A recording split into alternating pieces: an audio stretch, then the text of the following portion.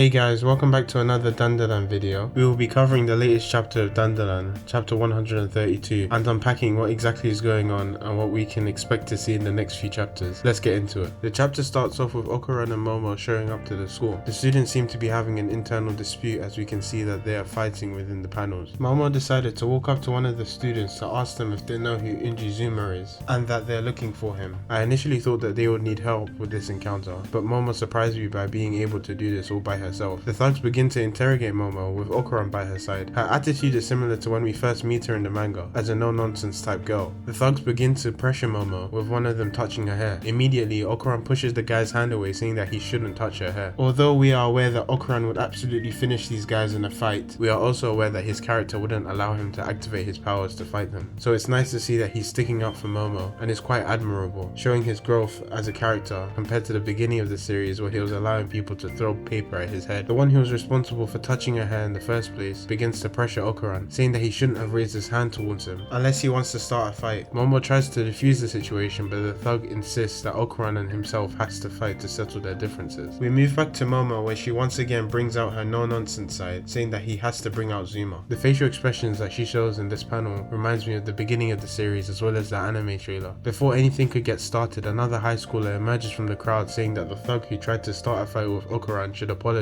He eventually does apologize to them sincerely, and so does Okuran, and this allows Momo and Okuran to continue their investigation. The big guy that shows up from the crowd says that Unji is a part of Class D, so the characters go up to Class D to ask him some questions. Unfortunately, Unji wasn't there in the crowd. However, the person that is seat 3 of Class D, and he begins to answer questions for the main cast. He begins to tell the story of Unji, saying that he's been acting weird recently, saying that he's starting to act like some sort of demon that is possessed. We see a silhouette of Unji in the next panel, with an umbrella in his hand and a pair of Japanese wooden shoes called geta. The seat 3 begins to tell everyone that Unji is very strong, and he is among the strongest in their class at fighting, but he's been acting very weird recently. So Momo decides to ask seat 3 if he has seen Unji with a golden ball, which he responds to as yes. Shortly after, Okuran decides to transform in his turbo granny mode, which then causes the seat 3 to start panicking, saying that Okuran looks just like Unji does. Seat 3 starts to run off in fear, saying that he doesn't want to start a fight with Okuran, presumably from the fear that he has from fighting Unji in the past.